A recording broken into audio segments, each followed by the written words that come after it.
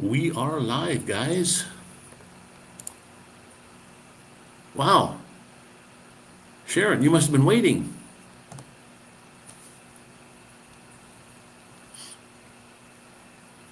Michael is tied up with a sick relative. Prayers to both of them, please. All right on. Yes.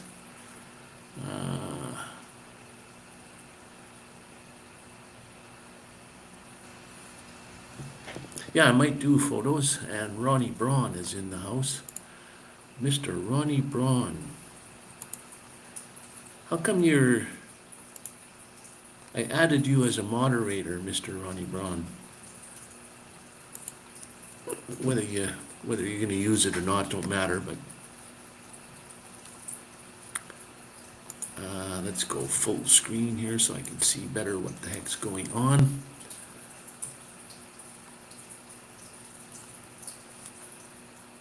I tried to get my opening scene working better, and I didn't. It didn't work.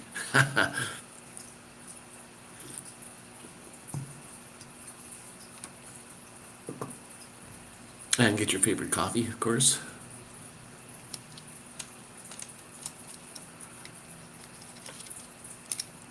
You gotta go get your old account back one of these days.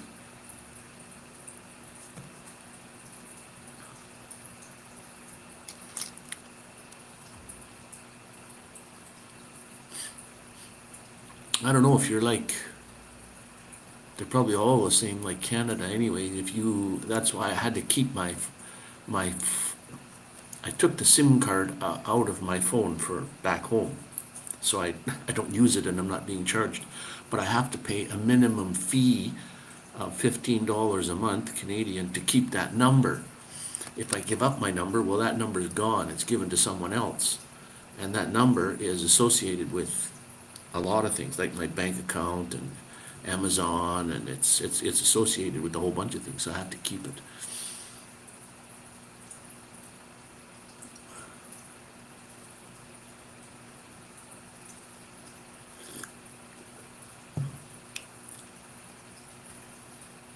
I forgot, you've seen the enhanced moderator.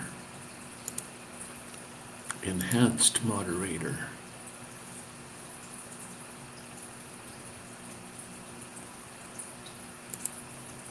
Yeah, moderators can do a lot, actually. And see if I actually have Sharon's number and name in here. I know if you don't have any content or anything, but I still probably program it in. I know Ronnie's in there, the link. Yeah, there's the link. That shows your channel.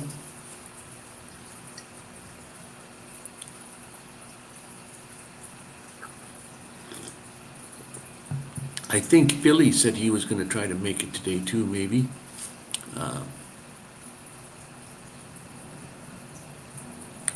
You suppose everything gets hacked nowadays. Yeah.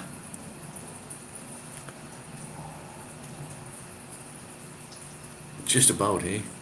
It's just like the wages in Mexico are so low that, I mean, I see why everybody's trying to scam you. They're trying to make some money. I mean, when you make 2,000 pesos a month, and 2,000 pesos is $100, $100 American dollars a month. So you've got to, if you're living alone, you got to pay rent. You've got to eat. If you have a wife and kids and a car, there's all that to pay. That's for the lowest paying, like minimum wage, I guess. But there are people that work for that, because there are people in Canada that work for minimum wage. But minimum wage in Canada is like, I don't know, $15 or something an hour. which is actually pretty good, in my opinion, anyway.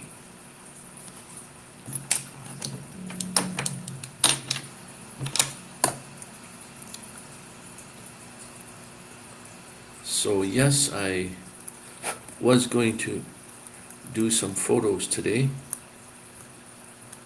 but there's so many lives on that people just, they go to, there's so many lives to go to. How do you go to them all? It's just about an impossibility.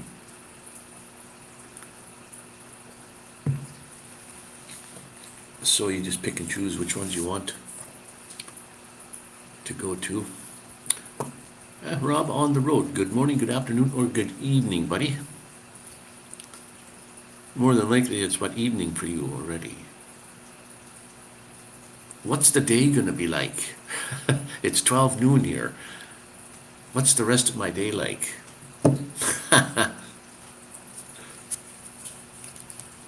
Because you're living in the future.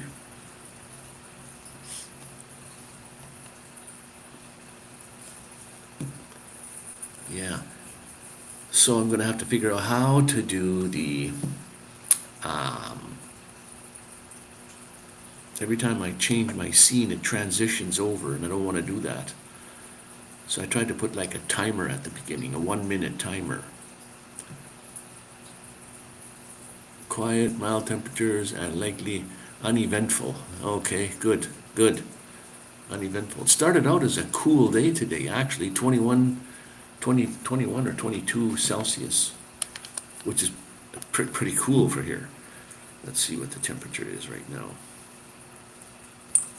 Probably a little better now. Oh, what do you know? It doesn't even tell me.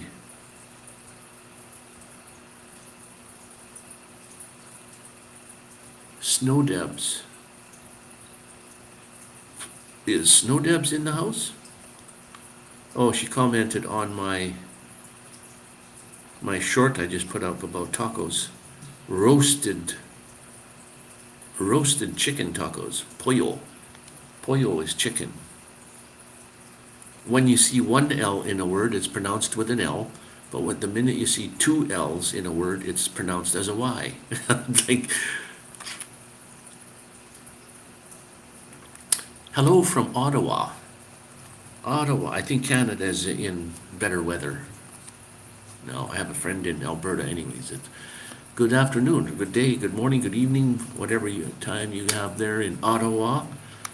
Probably around the same time as I have. It's 12:04 at the moment. And I was trying to find, 24 degrees. It's 24 degrees here in Cancun. But it started off, when it's like mid-20s most of the time, and then you get up one day and it's 21, that feels pretty cool, actually. It's strange. Yeah, 12:04, Ottawa. Okay, same time as here. Eastern time.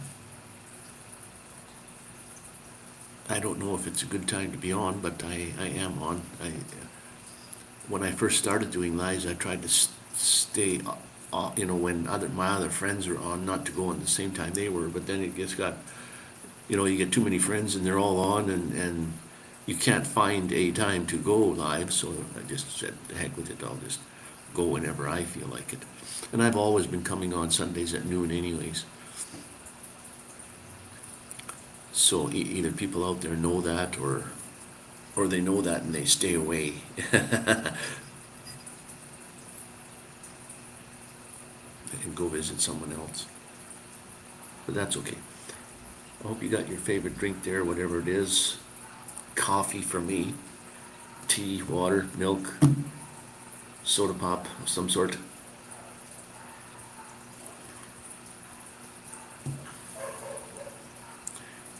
Yeah, you're right, Rob. I'll never find a spot. There's someone on 24 hours a day, somewhere, someone. I don't know how many YouTubers there are. How many millions of YouTubers are there? and how many thousands upon thousands of YouTubers go live. I've been popping up in the week quite a lot lately, just because sitting around, nothing to do, so I figured, well, why not go live? And I wanted to just go on for like maybe an hour at the most, but it ends up to be like 2 hours always. I don't know why. I'm the only one doing all the talking. It's too bad. Well, I don't know how they could work that, but it would be kind of neat if everyone online could talk. I guess you'd be talking over talking to other people, but instead of typing, I don't like typing. I think that's why when I go to lives, I don't comment very much, because then everybody says hi and hello, and then you have to say hi back. And if something exciting's happening, then you want to comment on it. And, I don't know why. I just don't like to type.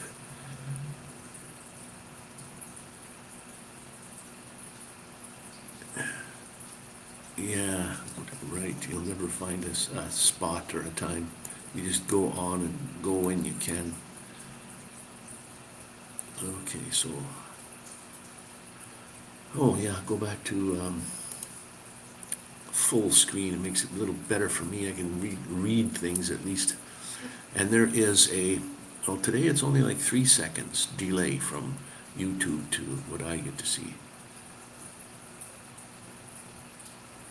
I don't necessarily play trivia on here, but for me to do the trivia, but I do have that word game that I play with 6-lettered scrambled words, which I play.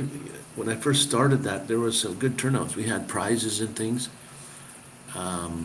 They're only 6-lettered words, which means there weren't really tough ones. Some were easy. It all depends on if you saw the word right away in your mind.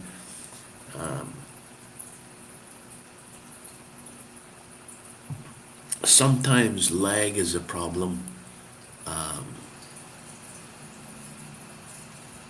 You gave up saying hi. Yeah. Sometimes lag is a problem. I'll put a word up, and then somebody will type it. Like they'll type the right word. I'll say, okay, you got it first, and then somebody will type in a little bit later, and he says, I haven't even seen the word yet, so he can't participate. But yeah, you can speed it up a little bit by hitting that little cog wheel at the bottom there and changing your time so that it goes a little fast, tries to go a little faster. But there's always a problem with lag somewhere. Not from it's not my fault, the streaming fault, it's just a YouTube thing and how that works.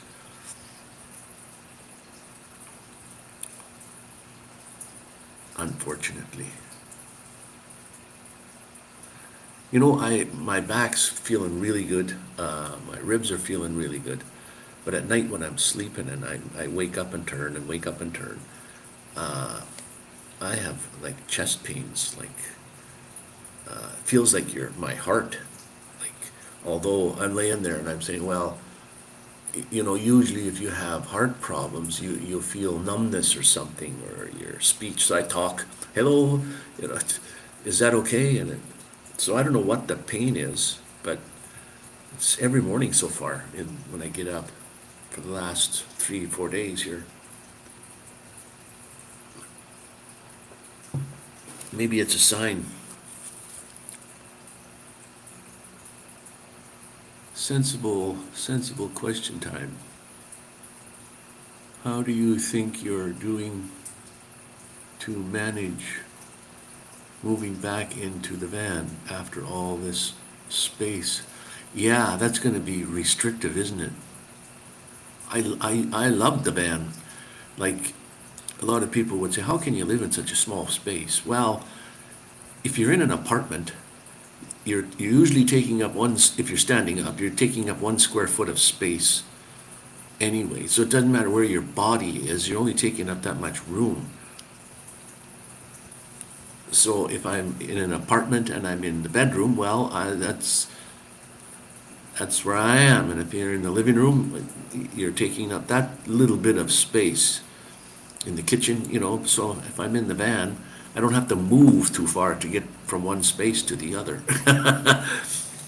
I had that saying where I have a shower and a toilet in there, and I could turn the front passenger seat around, and face to the back. I could probably spit in the toilet. That's how close it is.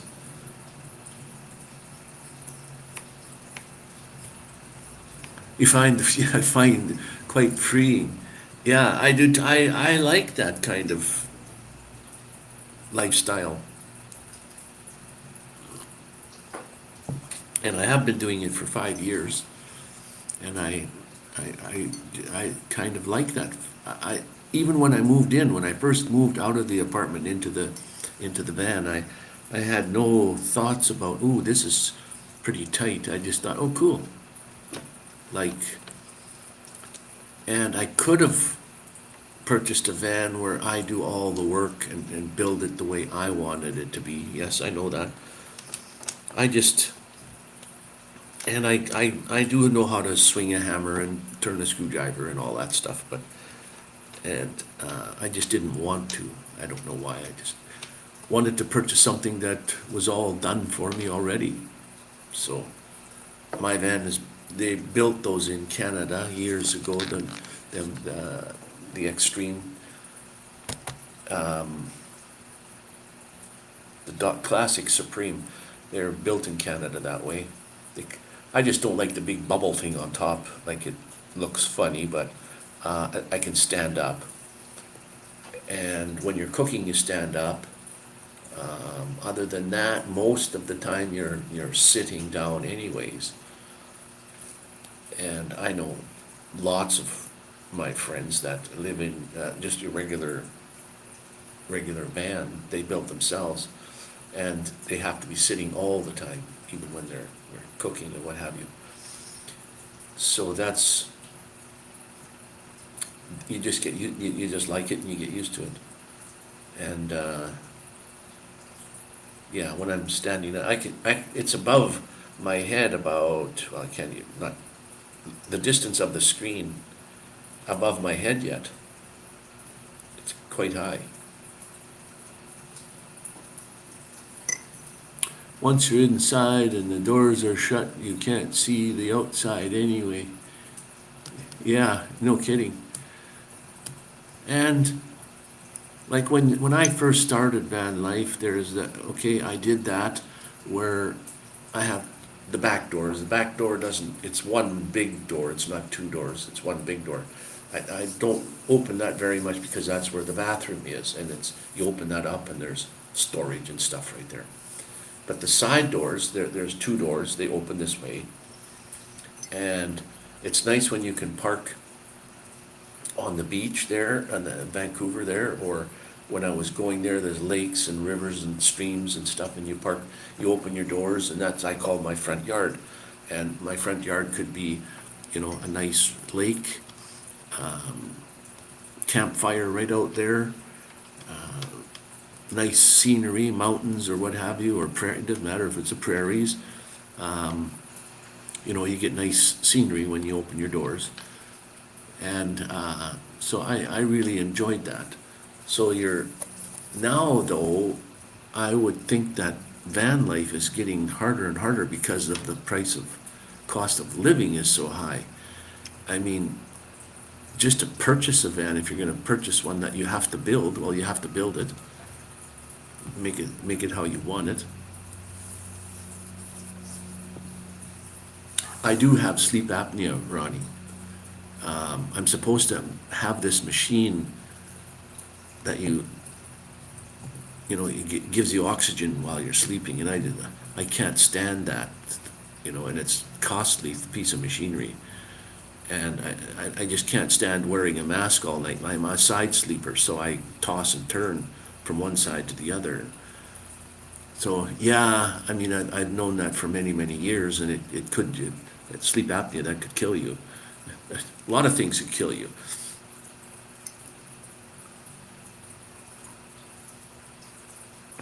As long as I don't have, the thing I hate the most is pain of any kind. I just hate pain. If you could just wake up dead one morning and not have any pain, you would never know it. That's got to be one of the greatest part dog van life. Your backyard is different when ever you want it to be. Yeah, that's correct. That's nice. You can move wherever you want. I can just turn the key and I can move. Whereas in an apartment you can't do that. You got your same view all the time. We'll maybe get a cheaper one without the oxygen. At least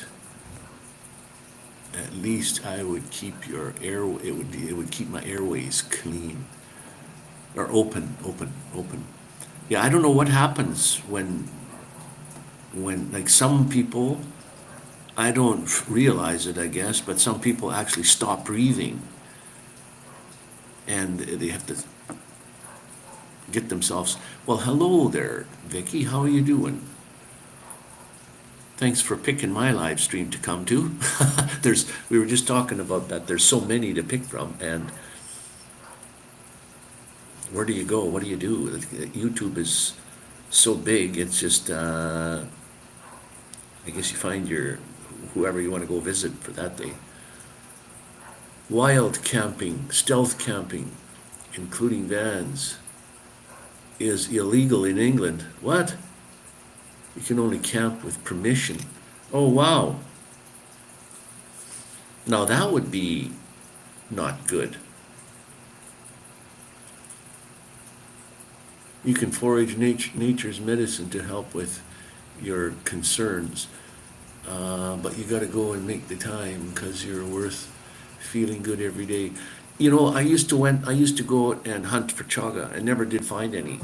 I maybe have found some, but I wasn't quite sure whether it was or not, because there's a fake chaga out there, and looks exactly the same, except when you cut it open, it doesn't look the same when you. But sometimes they're so high, you can't reach it, and I don't have a ladder. Well, I do have a ladder now with me, but not when you're walking through the forest. But there's a place in Medicine Hat called Nutters, and they have the health food store, like natural health food store. And they have chaga there in, I think, powdered form. And it was very, very expensive. And I told her that I hunt chaga, and I showed her the pieces that I have. And she says, well, if you want to sell that, you know, they'll give a really top dollar for that. And I said, no, I don't want to sell what I have. But I'd like to find, she said, if you ever find any, you know, keep us in mind, don't buy that off me. And there's a lot of birch trees around Medicine Hat there, where they commonly grow on.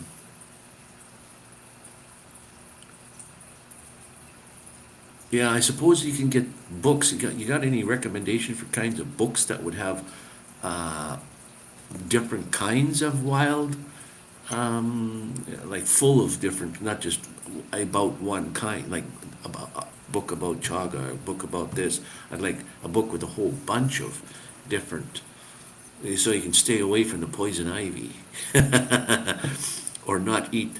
Like I used to watch this Australian TV show about Tucker. Tucker is natural foods.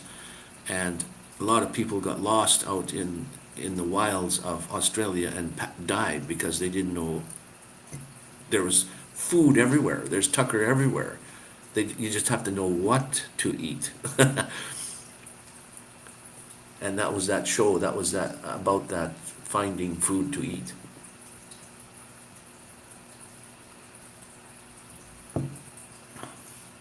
So yeah, there's all kinds of. I know there's all kinds of books out there about different kinds of foods that you can find in the wild.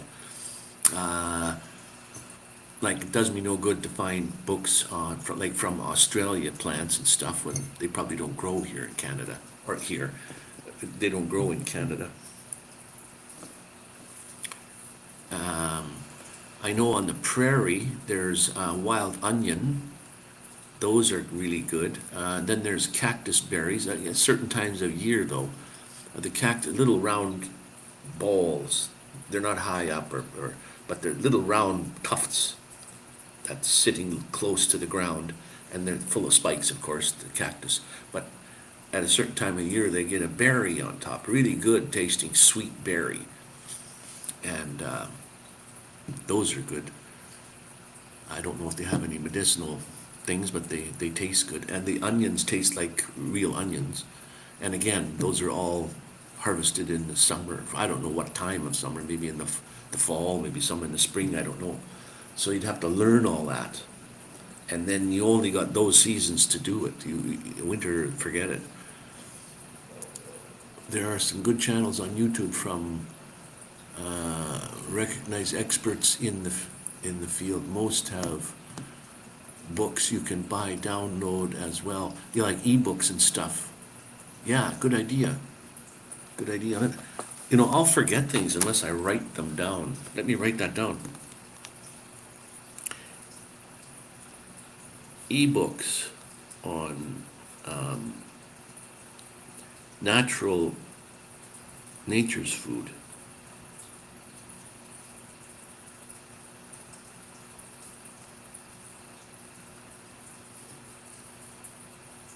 Yeah, cool.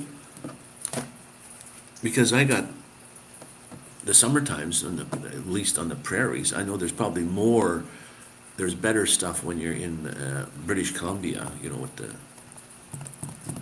like in January, February, when the rest of the country is cold and frozen, you go to Vancouver and you go in the forest and there's Boston, they call them Boston ferns, there's no snow in there, it's all humid, moisture is everywhere, and moss and everything is growing, it's green, and Boston ferns are lively. As a matter of fact, most people's front yards in Vancouver are green all year round, like even in the winter. Their front grass is green, like amazing difference. Foraging, wild harvesting, bushcraft living, etc. Should see you right. Bushcraft. I did watch some bushcraft stuff. Yeah, and I have to change my taste buds. I know fiddle I seen them actually growing in the wild, but I don't know what. I have to change my taste buds. I've never ever tried one, and yet in my mind I know I don't like it. So it's funny how you think that. How do you know it's not good if you don't try it? Well, I don't know. That's just, and I don't know when I eat something, it's the taste that bothers me, or is the texture that bothers me? I don't know. Like a lot of people love mushrooms, cooked in many, many, many different ways. I have tried mushrooms in many, many different ways. I don't like mushrooms. It's too bad. Like, I have a friend in Vancouver, they go out into the wild and pick all garbage bags full of mushrooms and sell them to their whatever you call it, couple $100 worth of mushrooms. They just go out into the forest for the day and, picking mushrooms. You got to know the kind to pick. Well, he knows. He's an Aboriginal. His grandmother taught him which ones to pick and which ones are good for you. But the kind you buy in the grocery store and cook, well, you haven't had it cooked right. You haven't had it cooked this way. And so I'd say, okay, but to me, mushrooms are just like trying to eat rubber that's coated with butter or garlic or oils of some sort, or marinated in this or marinated. It just tastes rubbery to me. I can't. Maybe it's the texture when you eat it.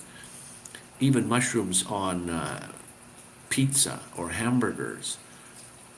Yeah, yes, then I'll eat them because they're there. But if I chew it, that's when I don't like it. Like Tim Hortons has chili, mushrooms in the chili.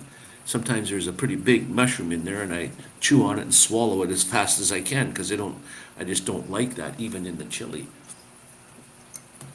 And I don't know how to change your taste buds. I suppose if I was out in the wilderness and I had no way of getting back to civilization, and I was, you know, you're going to have to eat something. So maybe then.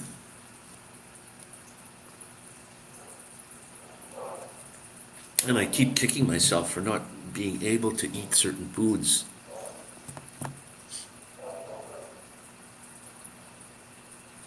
Got to go do bus work right on. Get that thing ready for spring, or whenever you're ready to go there. It looks pretty well done. Are you going to go across Canada with that? That would be cool.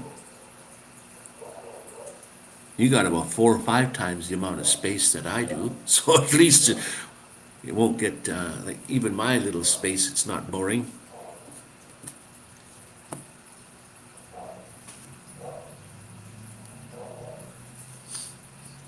I had another guy here yesterday, met on the beach, and he was telling me, he says, why didn't I bring my van here? I could have. Driving here in Cancun is horrible, and I probably wouldn't want to stay in Cancun though if I had my van. I'd want to be out more away from the cities, whereas I wouldn't know where to go. But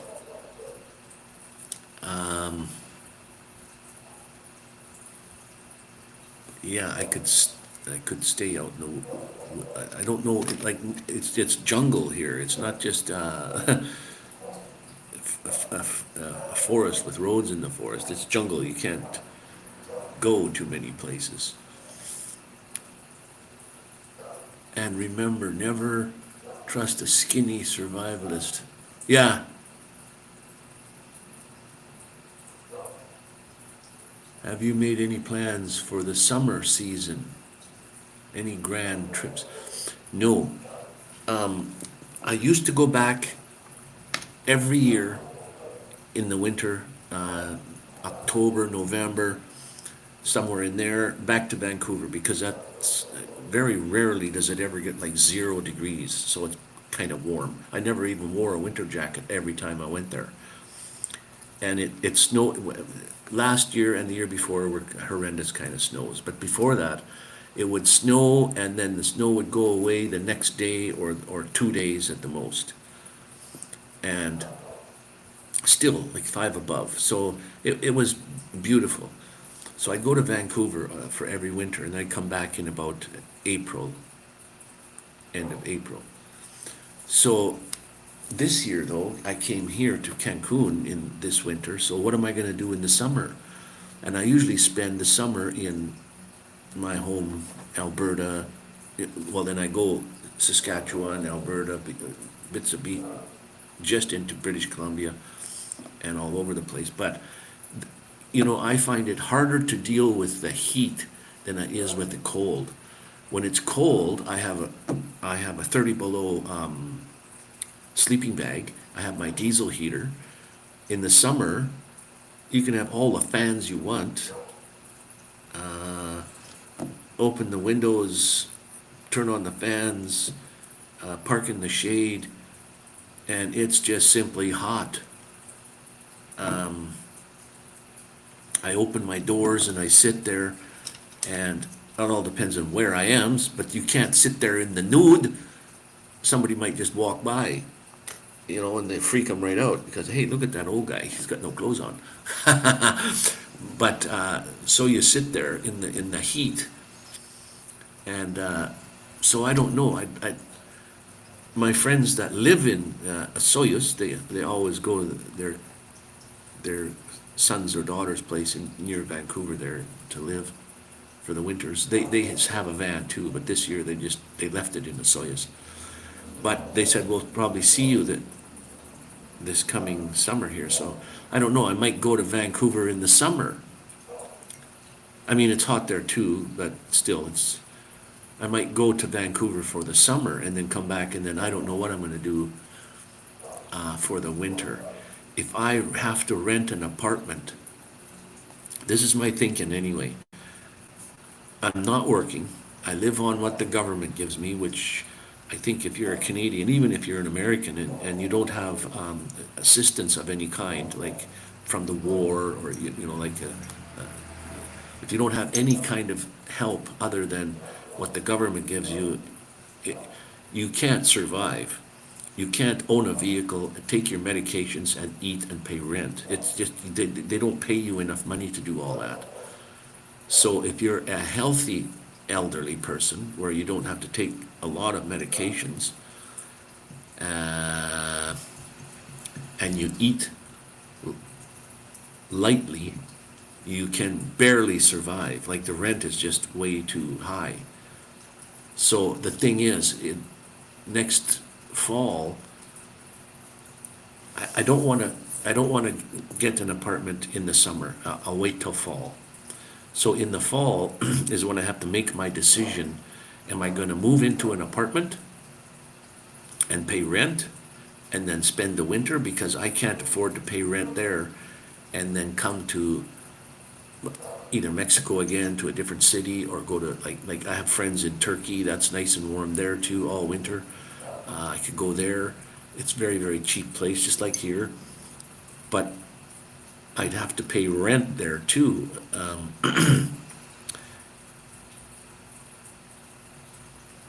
Would probably be cheapest if I could bring my vehicle here to Mexico.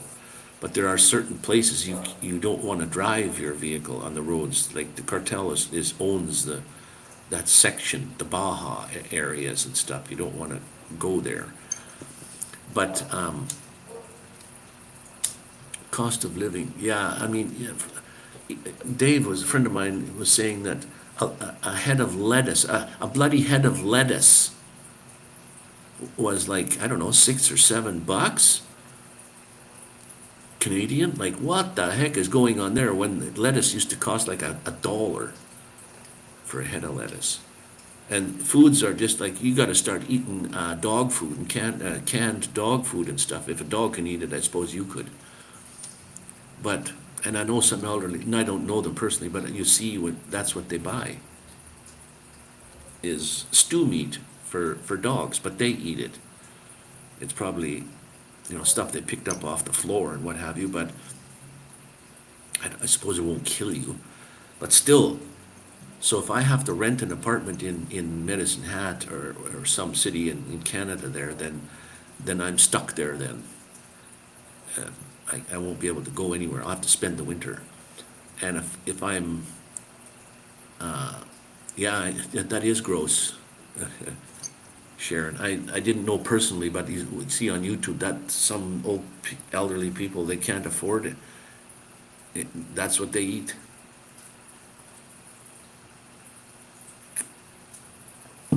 It actually even looks good when you open the can up to feed it to your dog. It looks like stew, like some of them, it's got carrots and meat and potatoes in there. Anyway, yeah, gross, I know. Well, it's not like it's like eating hot dogs. If you went through a hot dog factory and seen what the heck hot dogs are made out of, you wouldn't eat those anymore either.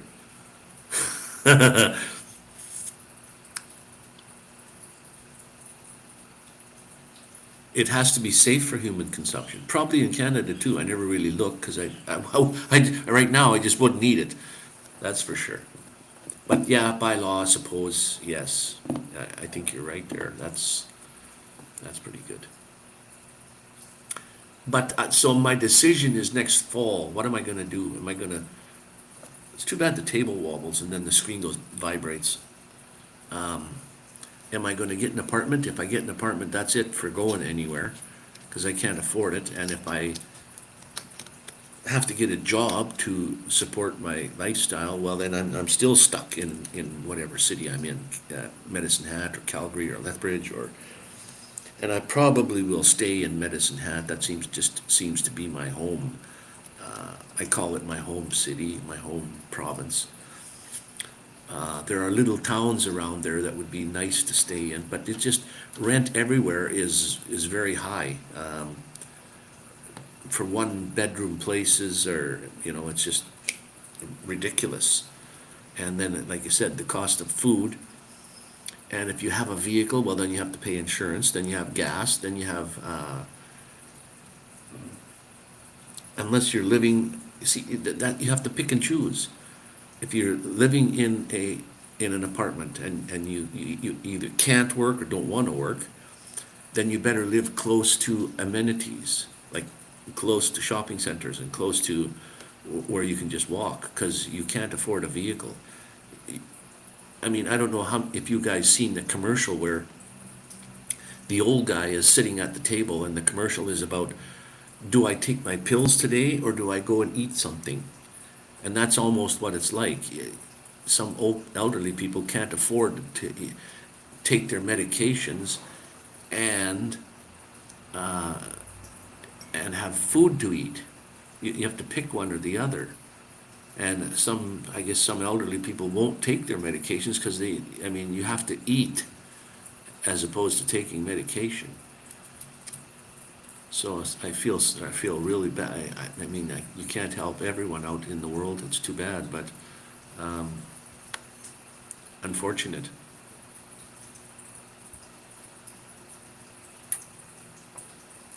But if I live in my van and fall comes and I can still swing it somehow, that I can make it to Mexico, to a different city somewhere. It doesn't have to be this city. Rent is very cheap here. You can get very cheap rent.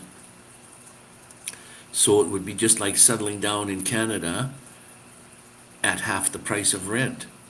So it's not like a luxury thing to come to Mexico to live in Cancun. It's not luxury by any means. Rent is cheaper, although this rent here is as much as I paid in a house a couple of years, 5 years ago when I lived there. Can I receive care packages? I don't know what a care package is. If I lived here permanently, I think the government would still pay me my monthly, it's called CPP, Canada Pension Plan. You pay into that when you're Canadian, you pay into that your whole working life. And old age security, old age funds you get when you turn 65, no matter what. CPP you can start collecting when you're 60 already. And you can put that off and start collecting at whatever age you like. But you can start collecting that at 60, and then old age kicks in at 65. So with those two incomes, that's the only two incomes you'll have. You have to get your rent out of there and your food. So, and when you're, like some people get like $1,200 a month. In Canada, you can't live, the rent, rentals are $1,000 or more a month. And you got a whole month to live on like $200. How do you, it costs you way more than that for food. Then you have to have clothing and forget about having a life where you can go out and have a coffee somewhere. Like, it's just ridiculous. And then they tell you your golden old age.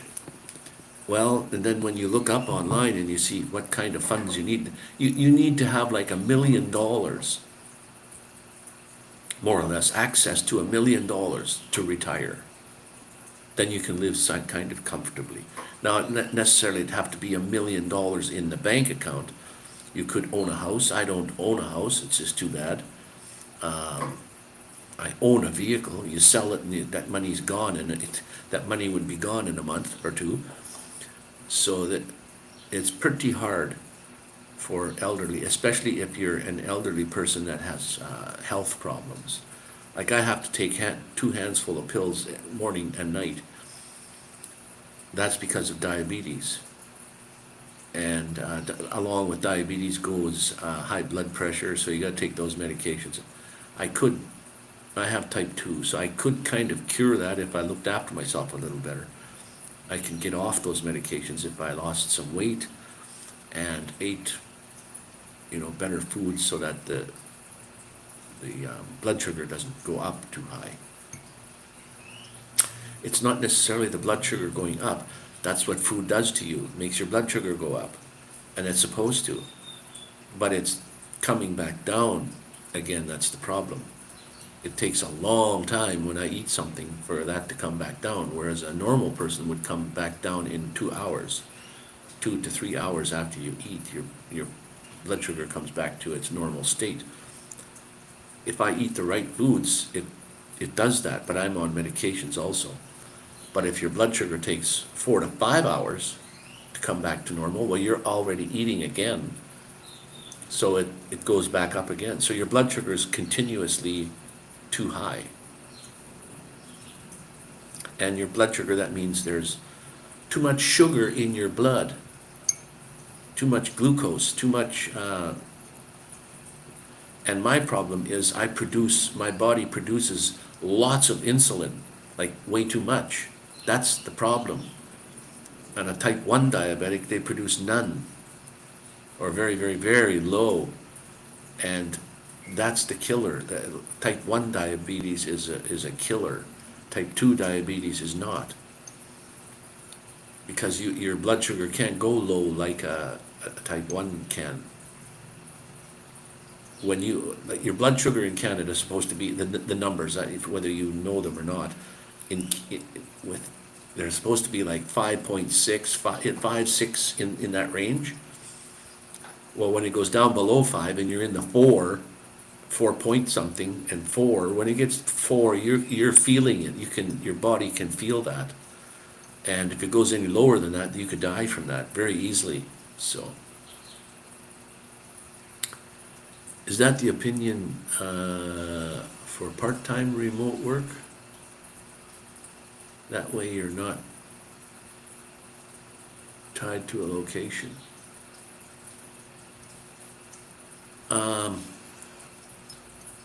It'd be well, it's too bad the summers are so short in Canada, but you can get part-time work at camping places, like pull the weeds or rake this or cut the grass or welcome people in or whatever the job is, and you can get to stay there for free, and then you can just move on to the next one. You have to set those up in advance, but it's so short that you spend a couple of weeks at this one, a couple of weeks at that one, and before you know it, summer's over. And I went across Canada twice, and I'd love to go again, because all those places now are just a memory. I know your past is always just a memory no matter what, but I remember, like, I was at Halifax, I was in Shadiac, Halifax, I said Halifax, all those places, Anne of Green Gables, if you know the movie or the book, I was there. I seen all that stuff. Like it's Prince Edward Island, another one of the, almost a tie between that and British Columbia for the most beautiful province in Canada. Smallest province there is. What about house sitting for snowbirds next winter? 0 rent. Yeah, there's a lot of snowbirds go from Canada down to Florida for the winter. That would be cool. I don't know anybody. I guess I'd have to look that up. You know, research that. It's always nice when you can trust somebody to live in your house to make sure that make sure the furnace is working. Make sure that the bills are always paid for you by the owner. I mean, the owner is going away they can afford to put you up for free. You just have to buy your own food, of course, but otherwise their house is just sitting there empty. And you can't turn the furnace, you don't want to turn the furnace off, to get cold in there, so you have to keep paying for the gas for the furnace, the electricity. But yeah, that's a good idea, that's a good thought. I'd have to do some research on that. It's too bad you can't get like part-time kind of work where you could just come and go as you sort of please. Like, for example, a greeter at Walmart. The old guy that's standing in the front door and greeting you when you come in. That's more than likely a part-time type job, and Walmart hires just about anybody. But they probably want you to stay there for, longer periods of time, even though it might be part-time. You work a couple days a week or 2 or 3 days a week. They probably want you to stay there though for months and not just work for a month or two and then you're gone and then, come back again a little bit later, go somewhere else. That would be cool if you could just, when I went across Canada the first time, I drove only in the daytime and early in the morning for a couple hours. So I would get up early, drive for a couple hours to another place and then stay there all day. And all day long I would go out and video the good places to go, to see, to visit. And then in the afternoon, late in the afternoon, I would edit my video. And the farther east I went, that means it was a later time than in the west. So when I put up my videos in the evening, every day I put up a video. In the east it was earlier, so they could watch it like at supper time or around then, when that was later for me. So that worked out perfect. The farther I got east, the better the timing was. That was great. And that's what I would do. And I went from Walmart to Walmart to Walmart to Walmart all the way, stayed at Walmart overnight. And if you could just go to any Walmart, walk in and say, okay, I'm the greeter for the day, and they pay you X amount of dollars for that day, and then the next day you go again, or a couple of days, and go to the next city in the Walmart and stay there.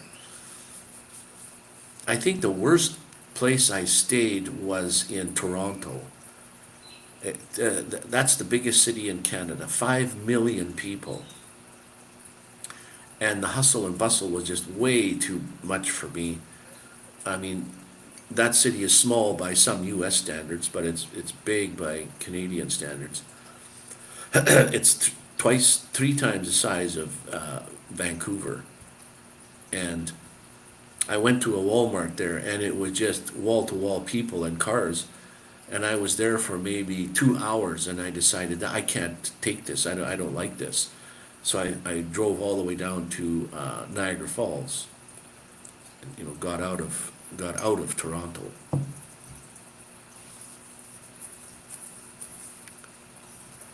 Over a period of a month, seasons would be pretty amazing.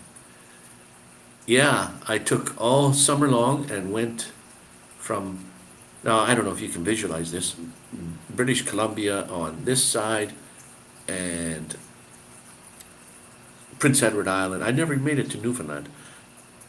Well, this is backwards. British Columbia over here and Prince Edward Island over here. Each side of the screen. Right in the center of Canada is Winnipeg, Manitoba. And if you go a little bit towards, then you got Saskatchewan, then you got Alberta, and then British Columbia. Alberta is right about like say here on the map, and that's where Medicine Hat is. So I went all the way to the east coast and then all the way back to the west coast. So I went across Canada, all of Canada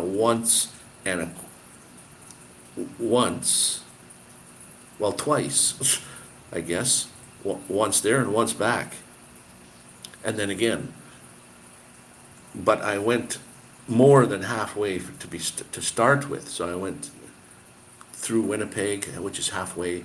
There's a sign there saying you're in the middle of Canada, and then go all the way to the east coast, and then all the way back again. So I wanted to put my feet in the 3 oceans that touch Canada: the Pacific, the Atlantic, and the Beaufort Sea. But I never made it to the Beaufort Sea because it's way up north. And I never made it to Newfoundland. And there it was. You can't quite see it, but I visualized it standing on the ocean and looking at Newfoundland's just over there. But at the time, like I said, couldn't afford it. I'm still only making an old timer's monthly wages, and it was $250 one way to go to Newfoundland. I should have went there anyway. I mean, will I ever make it there again? I don't know. I'd end up with more footage. Well, that's what happened to me. I had my computer, my laptop. I had all my footage on there because I wanted to keep memories of where I went. So every day I would video, and I'd make a video and put it on my computer, on my hard drive, and external hard drives, and it was just full of stuff. So I'd have to delete other things to make room for it to put a video. But it just got to be like too much. So I thought, well, what the heck am I going to do? So I decided to make a YouTube channel and then put my videos on there for my purposes. That was my whole intent for YouTube from day one till even right now, as a place to store my videos. And I do go back and watch those to see, what the heck, I've been there. Look at that. I remember that. I did all those things, and it's nice when you can look back and you can see that, those are nice memories. Like the good old days are not necessarily old days. The good old days are right now. The days that you are making today are the good old days, because in the future you'll look back and say, those were the good old days, are the days that you are living right now. So they were good times, though. By myself, visiting other people, meeting other people, but living by myself, that was fantastic. I mean, yeah, if you have a spouse or whatever with you, that's cool in its own way. I didn't have one, so it didn't bother me not having a partner. But now, like I said, they're all just memories, and I'd love to do it again. And I started in Alberta, Medicine Hat, in May, June, July, August, and I came back. I was back in Alberta in August or September, so all the way across Canada for just the summer months. I didn't want to get caught anywhere in the cold, because I wanted to make it to Vancouver for the winter. So I got back in August, September, October, then in October I went to Vancouver.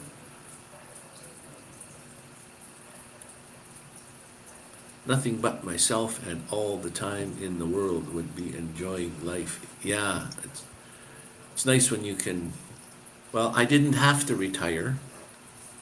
I mean, I'm still capable of actually doing work, not physical, heavy work, but I'm still capable of working. I just chose to be unemployed and to be, what do you call it? So I chose that lifestyle, though. I can't afford it, but that's what I chose. I thought, well, gee, I live in Canada. I've never even been to some of these provinces. I still haven't been to lots of cities. And it would be nice to go there again. But when I drove all the way across Canada, from Medicine Hat all the way across and back to Vancouver and then back to Medicine Hat, I don't remember having any vehicle problems whatsoever. And then lately, last year and the year before, then things, okay, it's a 1995 vehicle and it's been driven this many months. It's just like things are going to break down. They do. I needed brakes. I needed shock absorber. Not the whole engine, but water pump. I needed. So they're like, eventually, another $4,000, put into that vehicle. But over 5 years, if you break that down, that's only $1,000 a year. But the point is, when it's happening, you have to pay that right now. So you have to make sure that you have some sort of little bit of bank account. You can't put money in the bank unless you're really frugal and like eat like a bird, you know what I mean? Eat lightly, and the longer you sit around and don't move, your rent doesn't go up. My rent was my rent. It was considered my gasoline was my rent. So if I don't move around, my rent was low. But if I'm driving across Canada, well, my rent is pretty high. And the highest, when I first went, gasoline in Medicine Hat was like 80 cents or 70 some cents a liter. And now it's over the dollar mark, of course, $1.20, whatever it is. But when I went across Canada, I bumped into places that were $1.50 way back 5 years ago, $1.50 for gas. And I thought, wow. And it's a tiny little community. And I thought, well, how come the gas is so high here? How do you people afford to pay for that? But they have to truck it in. That's the problem. That's where the price goes. That's why the price is higher. You have to truck it in. And I wasn't on the main highways. I, went off the highway to go to some of these places, and that's why. But $1.50, I just about floored me when I saw that price. And now $1.50 in Vancouver is probably cheap, or in Calgary too, for that matter.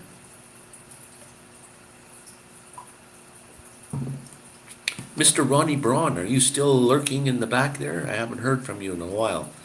He might be busy doing something, or I made him a moderator today.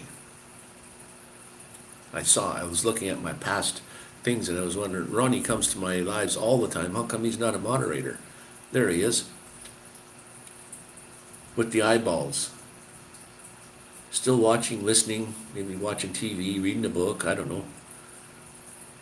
Same here. Fuel is cheaper near, cheaper near refineries, that's for sure. It's funny, Alberta doesn't have a big refinery. I mean, even Medicine Hat is called the gas city. Not that kind of gas. It's the gas that they used to put when they would build a house. The gas coming like right out of the ground, they would put into your house for free. You'd have free gasoline. It was, not gasoline, that's the wrong term, for like furnace and for cooking, I suppose. But now they don't have that. But that was called the gas city. And there's even bars there that call all hell for a basement. It's just like, wow, all hell for a basement. There's even a song about that. Yes, natural gas. There we go. Yeah, you guys are right. Natural. So they asked the kid, what does that word is? Natural. English language is kind of crazy. So here, I'll type a word in. You tell me what it is.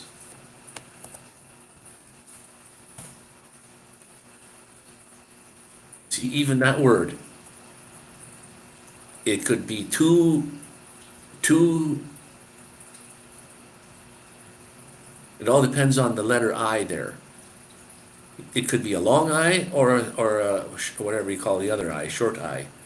But when you put that word in a sentence, then you know what it is. But if I would to say to you, what is that word? If you say live, you're wrong. If you say live, you're wrong. Like, which is it? And it only makes sense when you put it in a sentence. Live or live. It's amazing. It's the same word.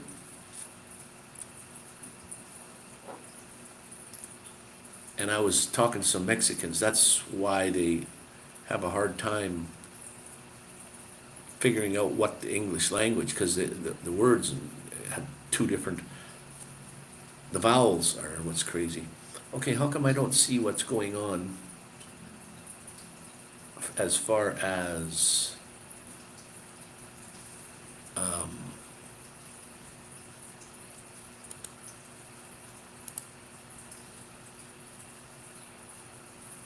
Message retracted. Oh, Ronney Braun, you typed something in there and then it was retracted. I didn't get to see what you had typed in there.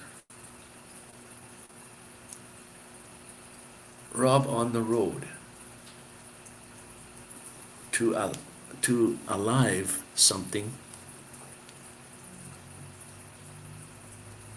To exist, live, to perform in real time. Live. Live and live. Yeah, pretty strange, eh?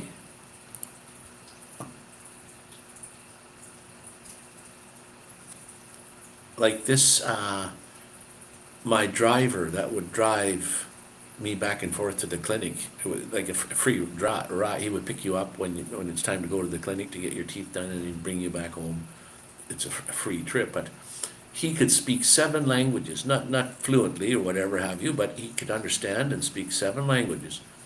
So I don't know what the words are, maybe you guys know, but in German, he would tell me you could tell by the words whether you were going to walk somewhere or whether you were going to drive somewhere by one word in there. The word was, in English you would say, I'm going to walk somewhere, or you could say, I'm going to drive somewhere. Yeah, that's one word. I don't know how to explain that, but he would say by that one word in the same sentence, meaning that you're going to walk somewhere, or that one word means that you're going to drive. So it's quite different. Natural gas, live and okay, I'm missing some typing here. When I drove around, I seen poles sticking out of the ground on fire. When I drove around, I seen poles sticking out of the ground on fire.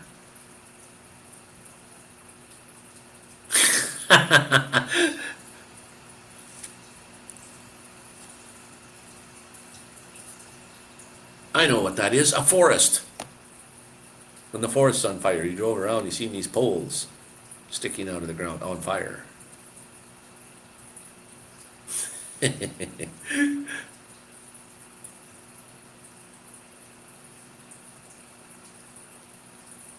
Oh, I should check my email. I didn't go to do a, oh, she did send some pictures, but I didn't go looking, and I see them here now. Shice, I missed that. She's probably expecting me to do a what do you call it today? Slideshow.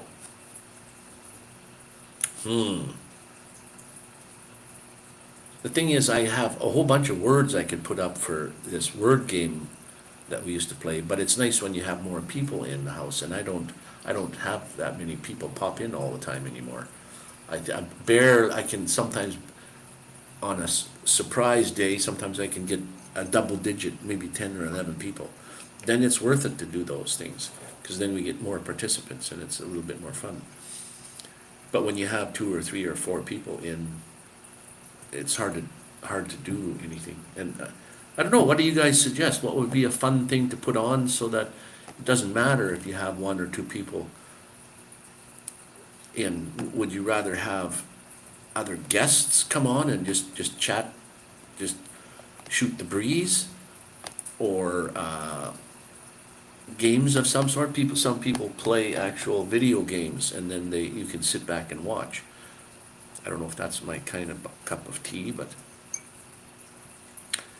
give me some suggestions on what you think would be a good thing to do as far as what lives, instead of just listening to me all the time. Listening to me talk all the time is got to be boring. I don't know how you can sit here that long.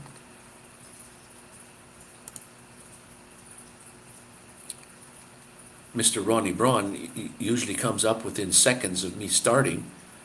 I don't know how he knows that I'm on so fast, but there he is. And then Rob on the road is you guys are here for a long time already. I'm taking up your time. I'm not taking up your air, but I'm taking up your time. And appreciate you guys very much.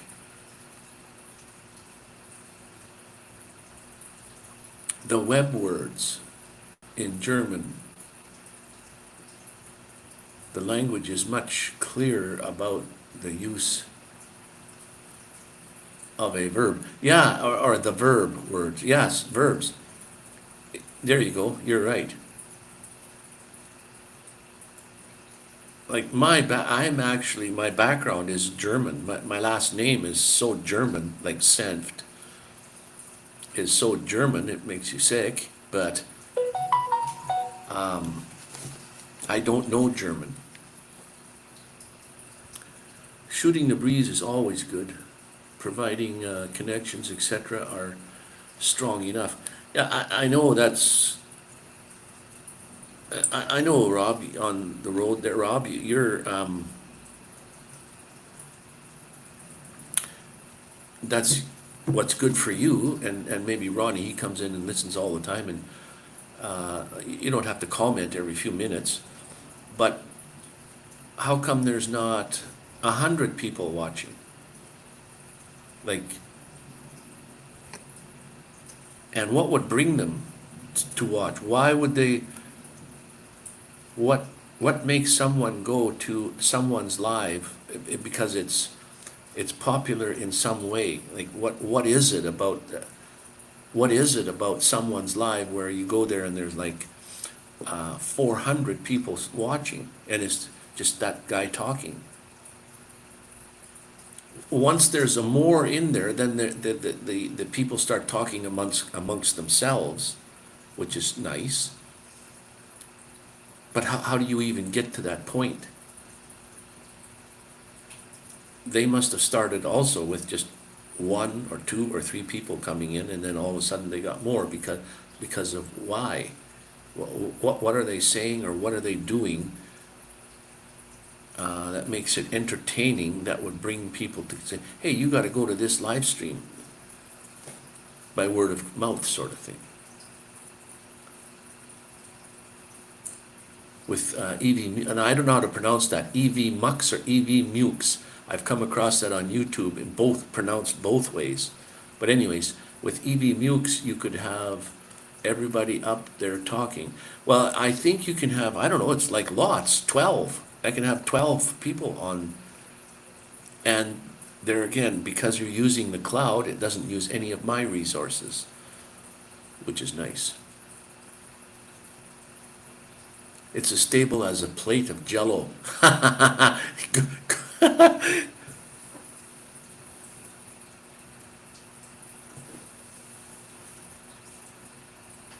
plate of Jell-O going through a divorce lately. Oh, wow. Yeah, I could have a lot of people up online, and not today, but because I've an hour and 13 minutes, I've only got another just over 45 minutes, and then it's going to not kick me off anyways, because it's 2-hour limit per day. But anyways, so I can't even go on tonight later.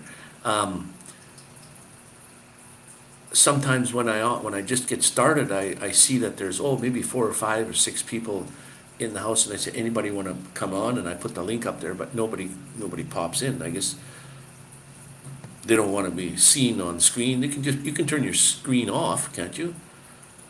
Remove from pro scene. No, I don't want to remove. I just want to turn it off. How do I do that?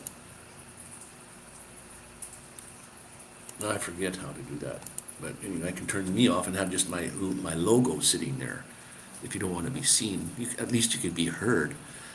I used to go up on live streams myself, because then I could talk. And because I hate typing. I don't know why, I just hate typing. I'm not a good speller, for one thing. My spelling is horrendous. And so my sentences are about 2 or 3 words long. Magic formula to get people to attend lives. I honestly have no ideas. Well, you have some lives. I've seen you on lives. I came to a couple of your lives, And like I said, sometimes I don't comment, but I'm there, I'm supporting. And I know that YouTube, the algorithm says you should comment. I know that. I'm guilty of that myself. When I go watch a video, I might not comment either, but I'll always go give the thumbs up and watch, usually to the end. That I can support. But a good thing to do, let me write that down, would be go on YouTube and look up ask how to improve your lives, how to improve your lives.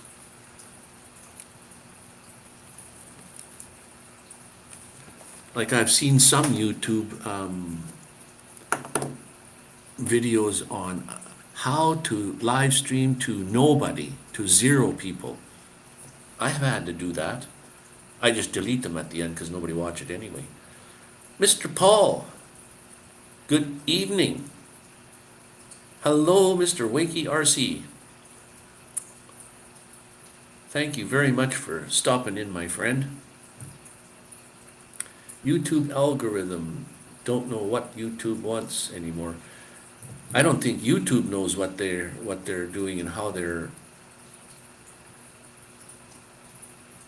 I mean, I know that they're studying on what makes people watch videos, because that's how they make their money through ads and stuff. But if anybody could figure out their algorithm, I'm sure that. I don't think you ever could figure out the algorithm. You can get maybe close, but because if someone could let's say someone could figure out exactly the algorithm, you do this, this, and this, and you'll have lots of subscribers and you'll have millions of views. Now, if you could do that, sorry, Sharon, I seen that you sent some pictures in. I went and looked, but I'm too late. I'll have to put them up on my other, on another time. Probably put them up when you're not here, so you can't see them, unfortunately. That'd be not good. I don't go on lives because I'm usually in bed and don't favor jammies. Laugh out loud. Yeah, no kidding. Can we hit the thumbs button for Wayne, please? I don't know how many thumbs are there. I got 2 thumbs. Oh, there's 8 thumbs up. What do you know? Incredible. That's good for me. And Mr. Danny Staten is in the house. Mr. Daily Dan, only he's known today as Danny Staten. Let me just see if I've got this one. This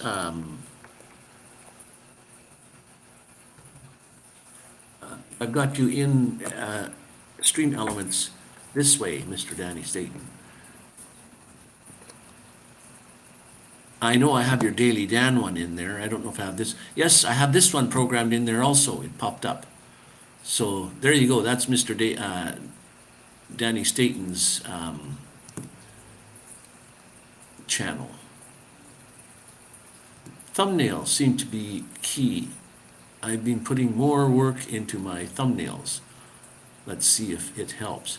Well, you know what I've heard, Rob?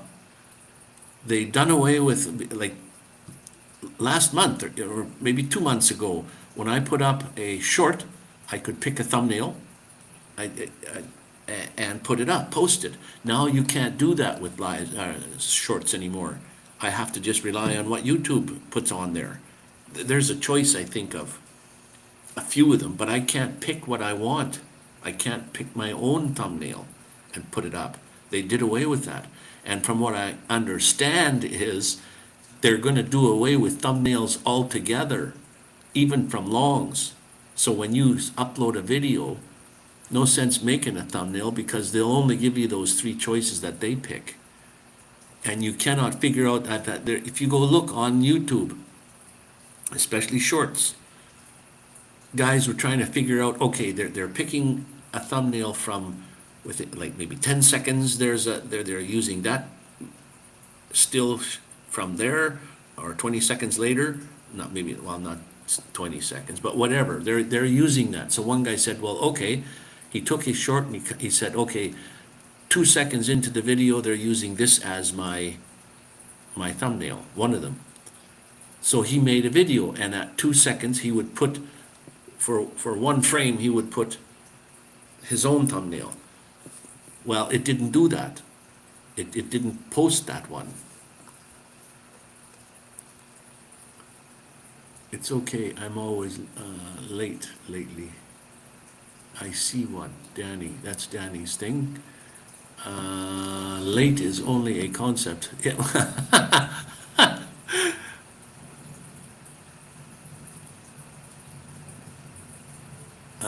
We'll have to put in some full moon butts at the random point in my videos.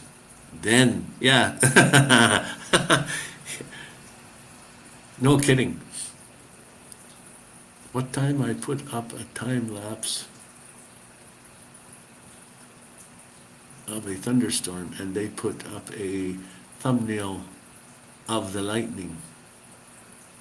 Was that cool, or are you not liking that thing, or are you liking that part? I mean, if you can see the lightning, that's pretty cool.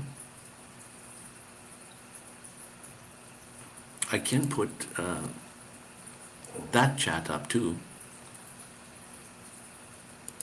But anyways, yeah, I was just saying, anyway, on logs, you can make up your own thumbnail and add it in there, and then they got other 3 choices that YouTube picks. Well, eventually, they're going to do away with thumbnails completely, so you don't get to pick.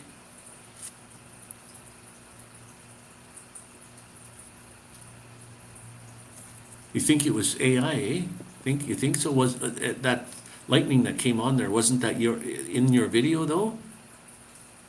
Or did they just put that in there themselves? Like, I had some shorts that I wanted to put up a thumbnail, and then all of a sudden it says you can't put thumbnails on at this moment, and so you can't add them. And then the thumbnail they did put on has absolutely nothing to do with my short. Like, so if people see that thumbnail, they don't even want to go watch it, because the thumbnail wasn't even related to what the short was about.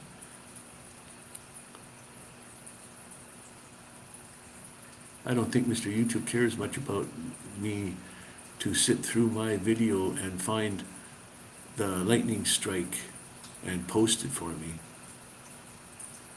Well, that's amazing that happened like that. I suppose it will, yeah, I don't know why they're doing that. Because, I mean, everybody was pushing, hey, thumbnails, you got to put this in your thumbnail. Don't put words on your thumbnail. Your thumbnail should convey what it's about just by the picture on there. Then the next guy comes out and says, you should have text on your thumbnail, and not have this and not have that, and make sure your thumbnails are, that's the algorithm. You got to beat the algorithm by doing the thumbnail correctly. And now you hear some guys talking, if you just go to YouTube and type in our thumbnail, well, whatever your sentence is, ask about thumbnails, you'll find that they're slowly doing away with that. Especially shorts are gone. Like 2 months ago, I could put on whatever thumbnail I wanted. Make one, put it on the short, perfect. Now, when you upload a short, you cannot put a thumbnail on there. And then you go look and, okay, how can I manipulate this? And somebody says, if you use vidIQ or TubeBuddy, their thumbnail builder, and you call up your video, click on create thumbnail and put it in there, and you can use that. That doesn't work. I've tried that. That does not work. There is no way to change your thumbnails. Like I said, even guys took their exact 10 second short, put it up, found out where YouTube was picking the choices, then they would take that exact same video and put whatever thumbnail in that spot where they did that at the 2-second mark, the 4-second mark, the 6-second mark, and put their own clips in there and put it up again. And no, I think YouTube knows, the algorithm knows that you're trying to do that, and it would just pick something different. So that's the thing. Can you beat their algorithm? Even when I lost my channel, somebody hacked my channel. I lost it. I couldn't get into my own. So when you're trying to get a hold of Google or YouTube, Google and YouTube is owned by Google. So you're never speaking to a human being. You're always talking to this algorithm thing, until finally they said, we see that your channel has been compromised, and blah blah blah, and we'll send you a link. You go to this link. Then I'm talking to a human being. But it took me weeks of conversing, and I said, I think I'm not talking to a human being. I'm talking to a bot. And I would type in some questions, and I wouldn't get the answers you think a human being would answer. And I said, see, I know I'm talking to a bot. And then the guy would come back and he says, no, I'm not a bot. I'm a real person. And it took me over a month to get my channel back.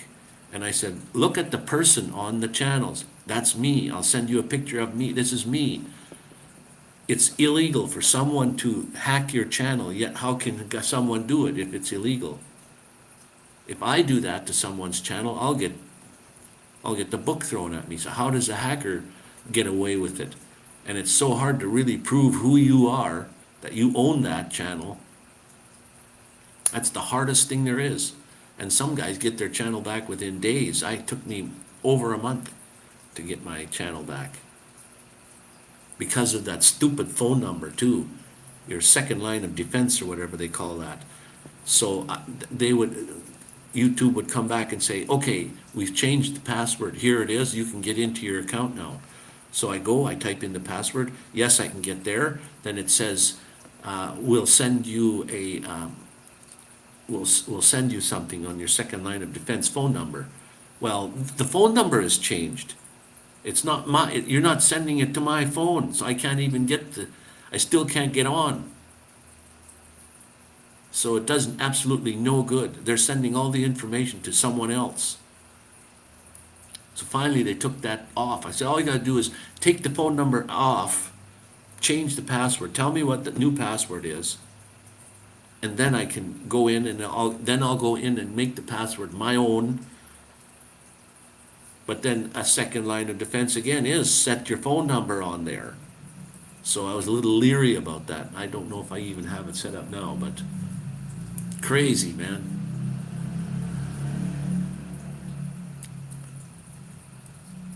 Yeah, the AI is finding the number, or the thumbnail.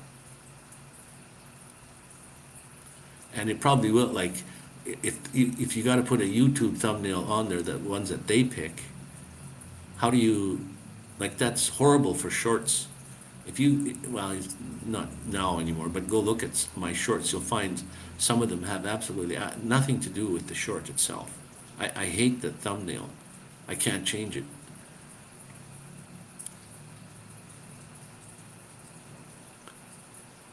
You can't make a thumbnail for shorts anyways, Rob. Like I said, when you upload your short, you'll see where it says thumbnail. You'll see that you can't change it. There's wording underneath that says you cannot change your thumbnail at this moment. And you only get the choices that's on there. So you can't even do it. You don't own the channel, just the copyright of your creations. Yeah, that's the thing. You have no signed agreement with YouTube at all.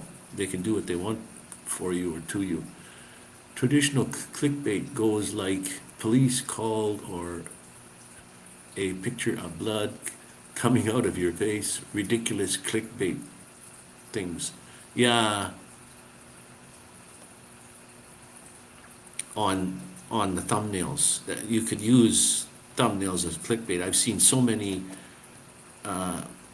thumbnails, you have to click it because you see the thumbnail and you say, oh, this is interesting, and you click on it, and whatever the thumbnail was is not even in the video at all. Nothing. That particular thumbnail. All my thumbnails, if you look at them, are taken from the video and put in there. So that it's part of what's in there. And sometimes I did use clickbait as far as the one I made from Cancun here about the garbage in the streets. Okay, Paul, get yourself a coffee. That's what I should be doing. Okay, I just got a warning, so I got a half an hour and that's it. And they kicked me off. I kind of made it clickbait by the words. The title of the video was The Dark Side of Cancun, or of Mexico, or I don't know if it was Cancun, but the dark side. So people, and then the thumbnail was like garbage on the streets. Well, I got a post from some guy that said, I thought you were showing something about to do with cartel or the dark side of Mexico, and all you're showing is garbage. And I said, there's garbage in all cities. And I said, well, yes, I know that. And do you know what clickbait is? I said, that's why I named it like that. I piqued your interest, did I not? You went and watched, or you clicked on it. That's the whole idea. Duh. He never came back after that. Probably unsubscribed to me if he was a subscriber.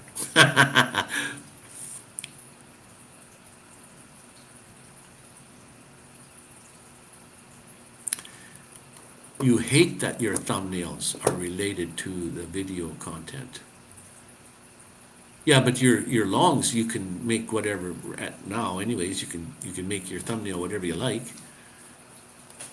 It doesn't have to be what's in the video. You can make it, and I don't consider that clickbait. Some ways, yes.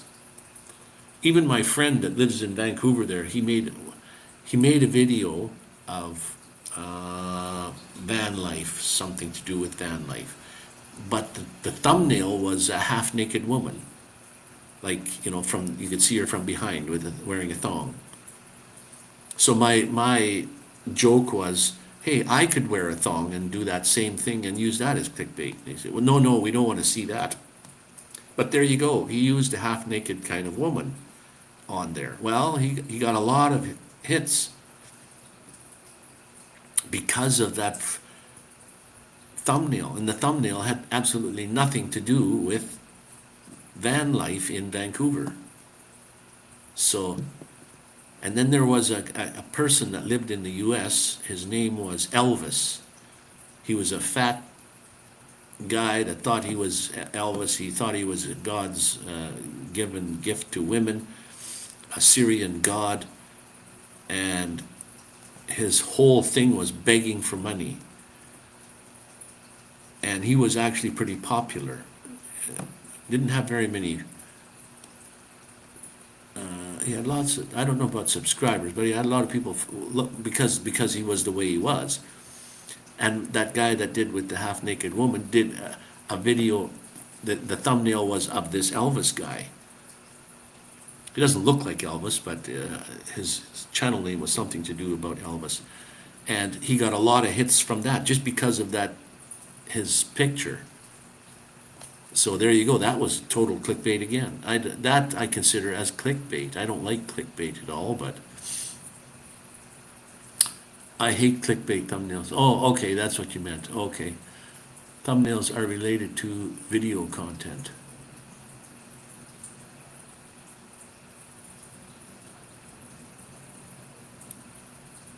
The Chicagan. He's now the Chicagan?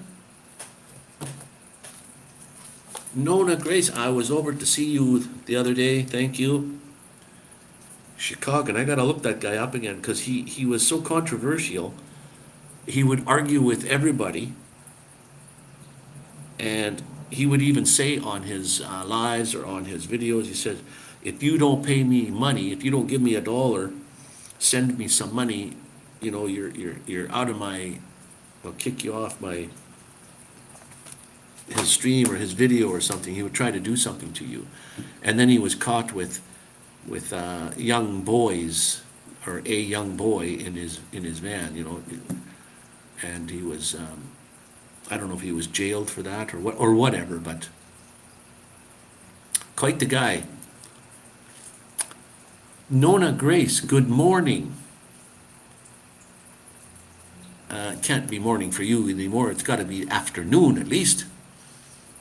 I had stole someone's content just to see what happened, and I got a lot of views.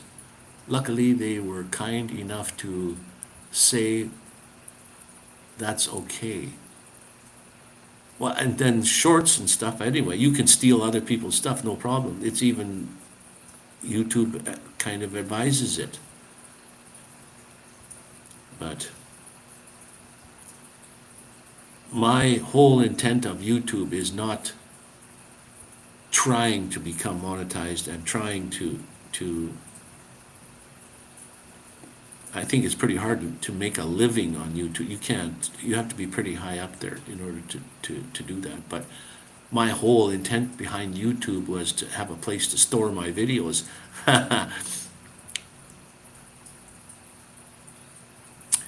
Yes, you're right. It is later than I think.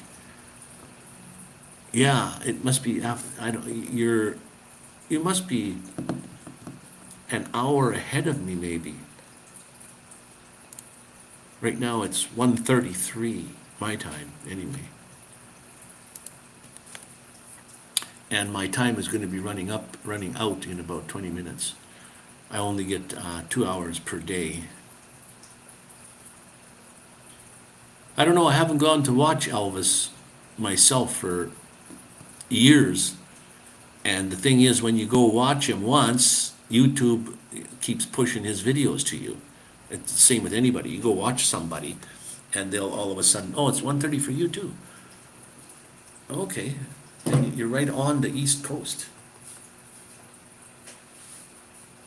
So, unless you go to Newfoundland, then you get that extra half hour. I gotta sit a little differently. My back is feeling much better. It actually feels like that hasn't happened. Feels good. Feels much better, and I appreciate everyone's help that helped me and that was concerned and what have you, because broken back is no fun at all. Gee, we got a lot of over brightness, and I can't change my camera at all. But it's probably from over here. Yeah, the brightness from on this side. There's a window right there.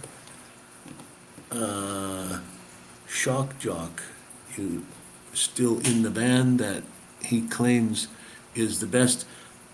He used to call that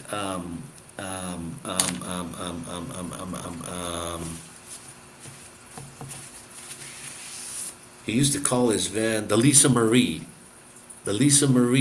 his van. He's a pig.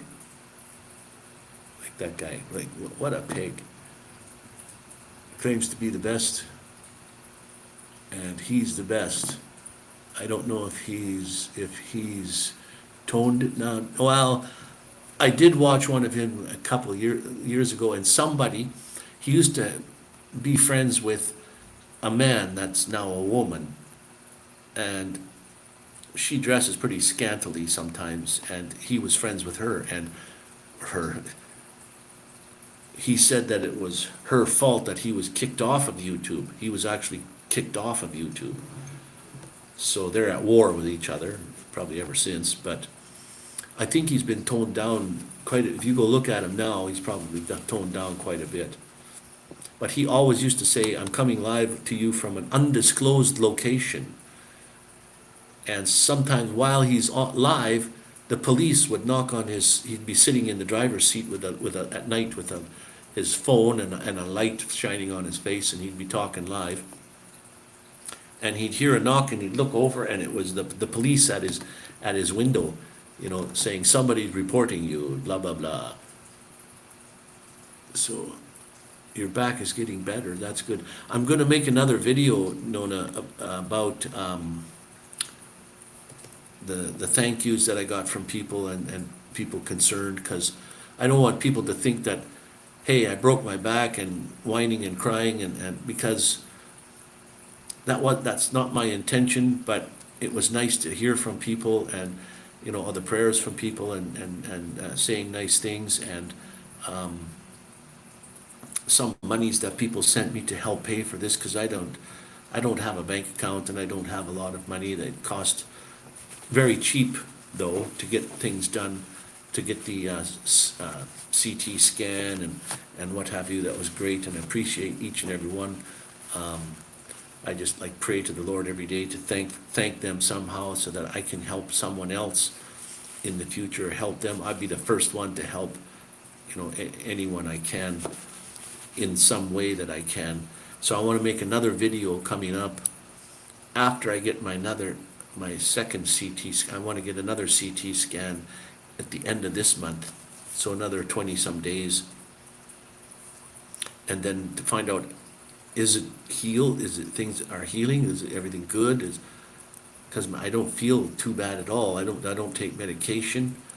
I have my heart feels like it's at night when I sleep. It feels like not like I'm having a heart attack, but it scares you, because it feels like it's on the one side, but I don't feel anything other than that, like heart attack symptoms. So I guess if you're that close to a heart, then you're having one. So, scantily dressed ladies on YouTube. Yeah. I mod. You mod for Rosie? No way. Wow. I see, you know her.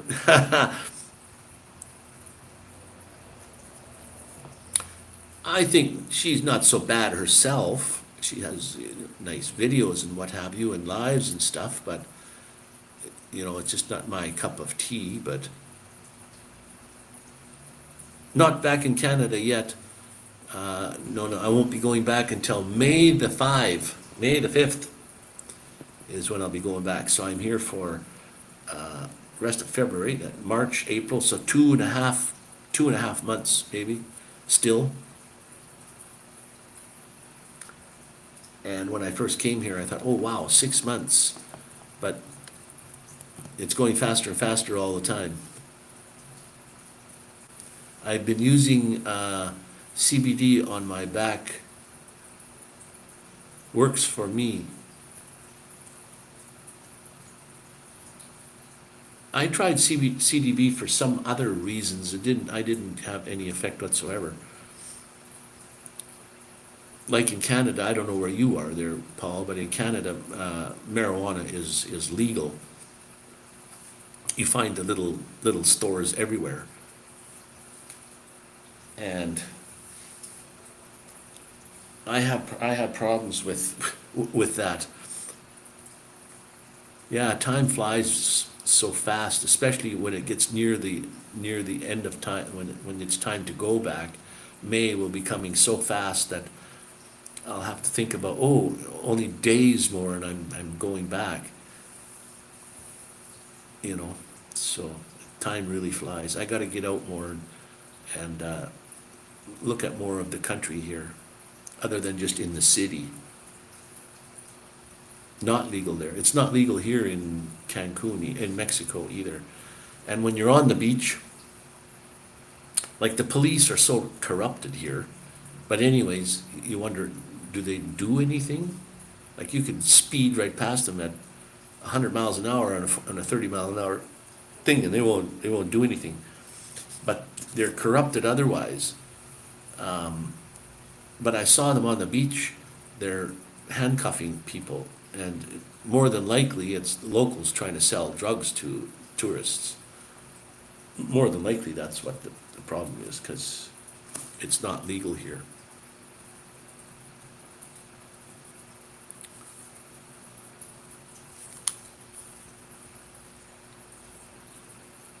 CBD. Yeah.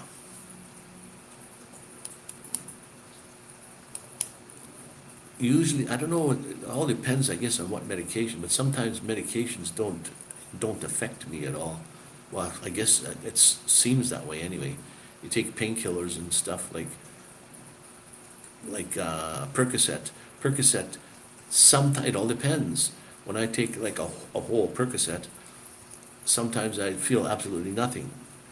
And the next time I'll take a half of a Percocet and I'm like flying on the ceiling. Like, I used to take, I used to go to, I didn't finish school completely, but I love mathematics. And so I took math, and when I went to school, my back, I had 2 operations on my back, but just before that, I was hurting pretty bad. And I would take Percocet before I went to class so I could sit there. And I even told the teacher, I said, you might have to pick me off the ceiling. I said, I'm flying so high. It's just like,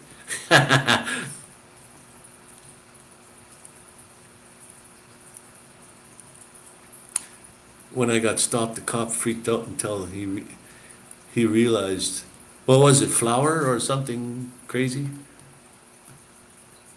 I guess you probably told him, yeah, as if you'd be riding around with a bag of, whatever is powdered nowadays, powdered chalk. Until he realized what it was. They probably had to test it for whatever they do. Or whatever they think it is, tested for cocaine or whatever is powdered nowadays.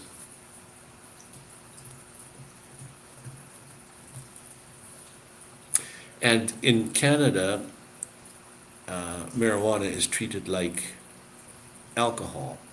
You can go drive to the store and pick it up, put it in your vehicle, far enough away that you can't just grab it and use it, and then take it home. And then I think they were saying something like, if you do smoke it, you have to be at least 4 hours after that until you're supposed to really drive. I don't know how they can tell if 4 hours or not, but that's the theory behind that.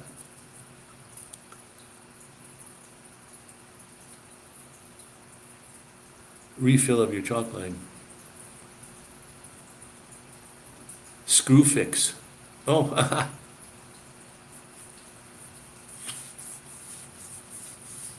yeah, you gotta be careful, I guess, on what you're carrying.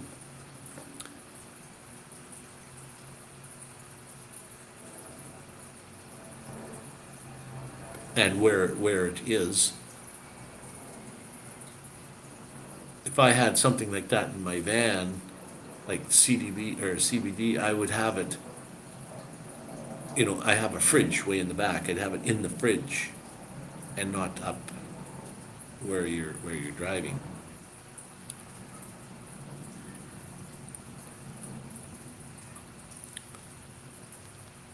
So we were at 1 hour and 48 minutes.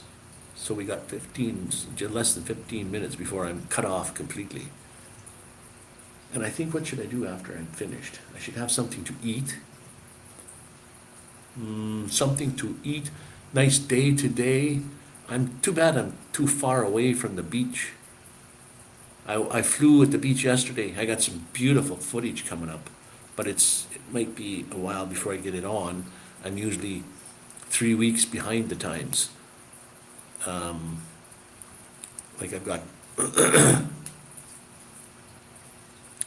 footage from 3 weeks ago I haven't shown yet. So, and I like to kind of do it in order of days that go by. So instead of putting, today was this, and then this one was from a week ago, and now this one is from today. And so even my sister was one time, I went to a place where the highest tide in the world happened at a place called Burnt Coat on the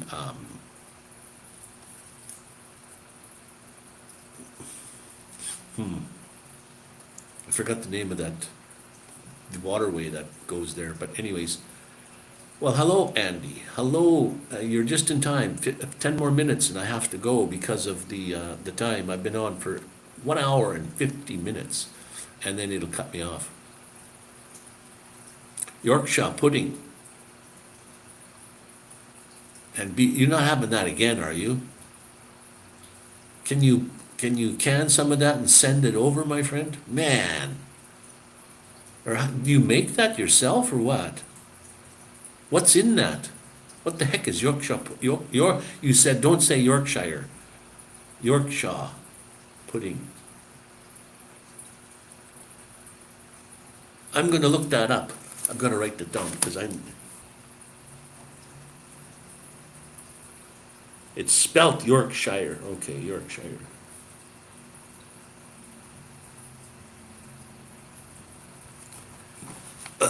It's kind of hard for me to cook in Mexico.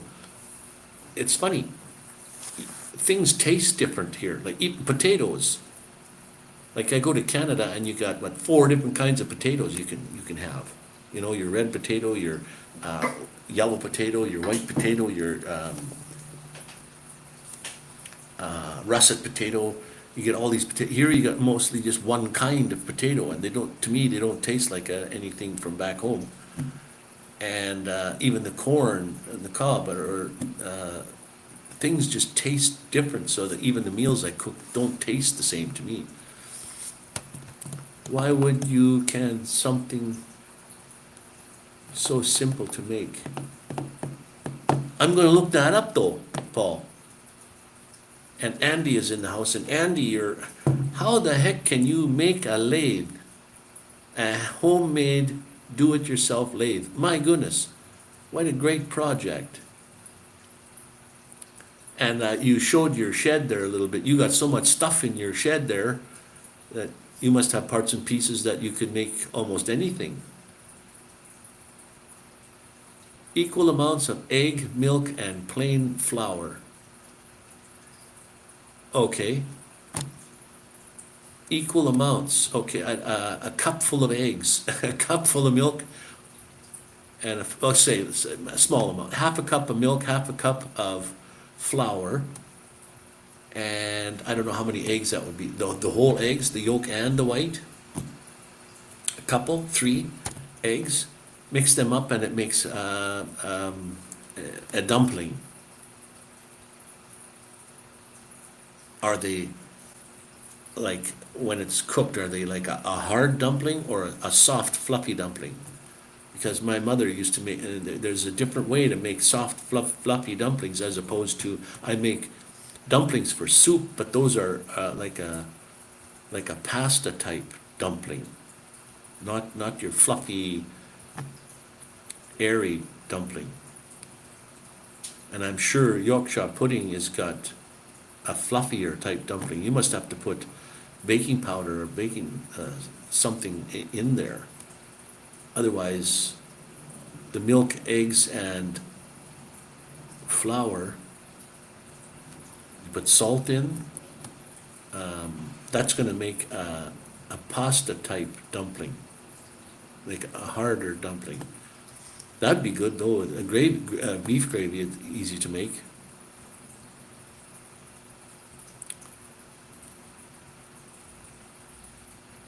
Like a light airy roll, yeah.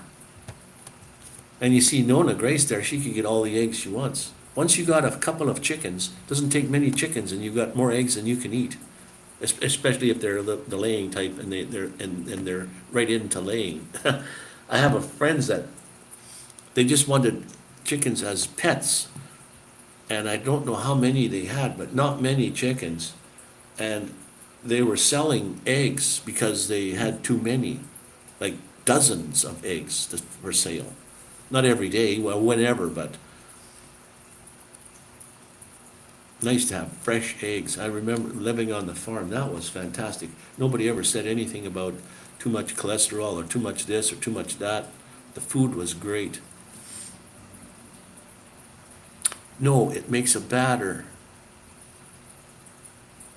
Bake in top of oven. Trick is to get the fat smoking before you put in the batter.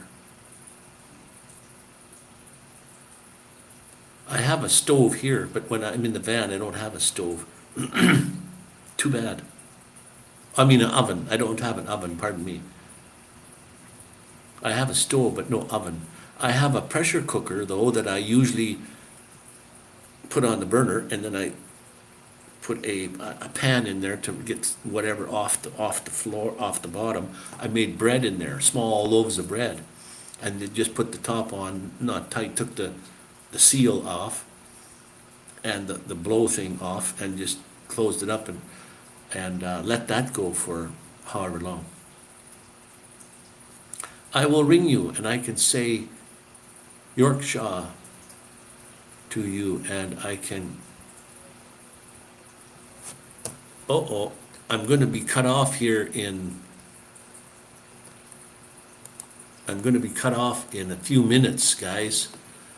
So, my saying, and Michael taught me this, if nobody has told you they loved you today, let me be the first. I love you. So anyways, we're going to be cut off here pretty soon, guys. Yorkshire pudding, it's more like pancake batter. Oh, I don't have an oven. In the spring and summer, we sell the eggs too. Yeah, you probably do have, you have more chickens than just a couple. So you must have more eggs than you need. Another 5 minutes, guys, and we're going to have to call it the end simply because my 2 hours for today are up, and you won't see me for the rest of today anyways live, because I only get 2 hours. And Michael taught me that if nobody's told you they loved you today, let me be the first. I like that saying. I say that on all my lives at the end, always.